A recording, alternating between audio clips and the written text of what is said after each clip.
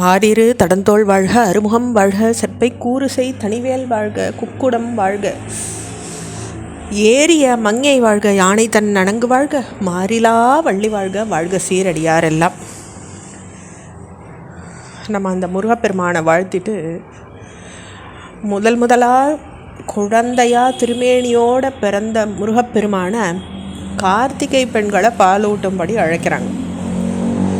அப்போது அப்படி தேவர்கள் சொல்லும் பொழுது அப்படியே செய்கிறோம்னு அந்த பெண்கள் 6 பேரும் சரவண பொய்கைக்கு போய் அங்கே எழுந்தருள் இருக்கிற இளம்பூர்ணனை துதித்து வணங்குறாங்க. கார்த்திகை பெண்களுக்குள்ள போட்டி ஏற்படாதபடி குமரக்கடவுளே போய் ஒரு 6 குழந்தைகளாக பிரித்து அருளறார் அவளுக்கு. அதை பாடல் சொல்கிறது, மறுவரும் ஆறலாகும் மாதர் மூ இருவர் தாமும் நிறை தரு சரவணத்தின் நிமலனை அடைந்து போற்றி உறுணர்கள் தமக்கு வேண்டீர் உதவுவோன் ஆதலாலே அருமுக ஒருவன் வேறாய் அரிசிரார் உருவங்கொண்டான். அப்போது எப்படி முதல்ல 2 தரம் வருது 6 பேராக பிரிச்சுண்டாருன்றத, எப்படி மாதர் இருவர், அப்போ 6 மாதர்கள் இருக்காங்கன்னு ஆயிடுறது. அதுக்கு சுவாமி என்ன பண்ணுறார், அருமுகன் ஒருவன் வேறாய் அரிசிரார் உருவம் கொண்டான். 6 குழந்தைகளா சுவாமி அவளுக்காக உருவத்தை ஏற்றுக்கிறார் அப்படின்னு அந்த பாடல் சொல்கிறது. அப்போ குற்றமில்லாத கார்த்திகை பெண்கள் 6 பேரும் சரவண பவனை அடைஞ்சு தொழுது நிற்கும் பொழுது அடைந்தவர்களுக்கு வேண்டியதெல்லாம் வழங்குகிற விமலன் ஒருத்தனே 6 குழந்தைகளாக பிரிஞ்சு அருளினான் அப்படின்னு சொல்கிறது. உவகையோடு கிருத்திகையர் அறுவரும் எடுக்க அவர் ஒருவரோடு வர்க்கவனா ஓர் புத்திரன் ஆனவனும் அப்படின்னு திருவகுப்பு இதை சொல்லி கொண்டாடுறது. அப்போ கார்த்திகை மகளர் 6 பேரும் ஆளுக்கு ஒரு குழந்தை எடுத்து பால் விட்றாங்க. முருகப்பெருமான் முறுவல் புரிஞ்சுண்டு நீங்காத பேர் அருளை பொழிஞ்சுண்டு அவளுக்கு அவள் மடியில் இருந்து அவளுடைய பாதுகாப்பில் வளர்றார். பால் அருந்தின பரஞ்சுடர் முதல்வன வண்டருந்தாத கஞ்சமலர் சயனத்தில் சேர்த்த கார்த்திகை மாதர்கள் தாலாட்டி கண் வளர செய்கிறாங்க.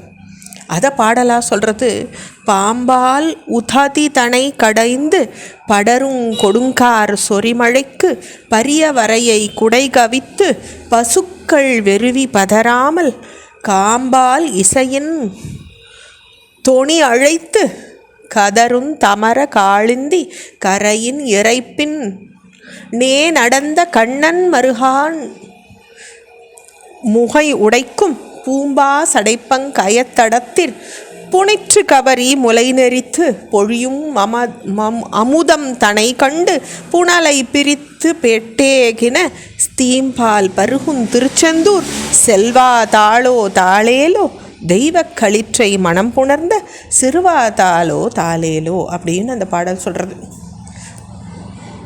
அப்போது திருச்செந்தூர் பிள்ளை தமிழில் வரக்கூடிய தாலாட்டு பாடல் இது. எப்படி இதை யார் எழுதியிருக்கான்னு கேட்டால் இன்னும் ஒரு பெரிய ஆச்சரியம், பழுத்த வைணவரான பகழிக்கூத்தர் எழுதியிருக்கார் இது. ஆனால் முருகப்பெருமான அவ்வளோ அழகாக இதில் அவர் தன்னுடைய பிள்ளைத்தமிழ் திருச்செந்தூர் பிள்ளைத்தமிழில் நம்மளால் அவர் கொண்டாடுறதை பார்க்க முடியறது. அப்போ அமிர்த மதனத்தின் போது பார்க்கடலை கடைஞ்சவரும், பெருமழையின் போது கோவர்தனகிரியை கொடையா தூக்கி மாடுகளை காத்தவரும், வேணுகானம் எசிச்சு யமுனா தீரத்தில் ஆணிரையை பின்தொடர்ந்தவருமான அந்த பெருமானின் மருமகனேன்னு முதல்ல துதிக்கிறத நம்மளால் பார்க்க முடியாது. பொய்கையில் தாமரை மலர்கள் மலர்ந்திருக்கு, அப்படியே அவற்றில் அன்னங்களும் வாழ்ந்துட்டுருக்கு. உணவு தேடுறதுக்காக ஆண் அன்னங்கள் வெளியே போயிருக்கு.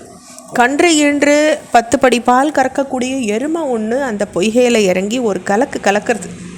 அப்போ பொய்கையில் இருந்த விரால் மீன் எருமையின் மடியை இடித்து மோதுறது. கண்ணு தான் தன்னை பால் குடிக்கிறதுக்காக மோதுறதுன்னு நினச்சிட்ட எருமை அதன் மடியிலேருந்து பால் சுரக்கிறது.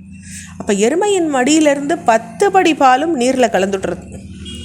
அப்போ நீர் வேறு பால் வேறுன்னு பிரிக்கும் ஆற்றல் அன்னத்துக்கு இருக்குது இல்லையா? அப்போ நம்ம கணவன்மார்களாகிய ஆண் அன்னங்கள் உணவு தேடி எங்கோ போயிருக்கே, எம்பெருமானோ உணவை இங்கேயே கொண்டு வந்து கொடுத்துருக்காரேன்னு அந்த பெண் அன்னங்கள் நீர்லேருந்து பாலை பிரித்து எடுத்து பாதியை குடித்து மறுபாதியை கணவருக்குன்னு வச்சுடுறதாம். இப்படியாக அன்னங்கள் வாழற தீர்த்தமுள்ள திருச்செந்தூரில் வாழற செல்வனே அப்படின்னு தாளாட்டுறார் அந்த பகழிக்கூத்தர். தொடர்ச்சி நம்ம அடுத்த பகுதியில் பார்க்கலாம். முருகாச்சரணம்.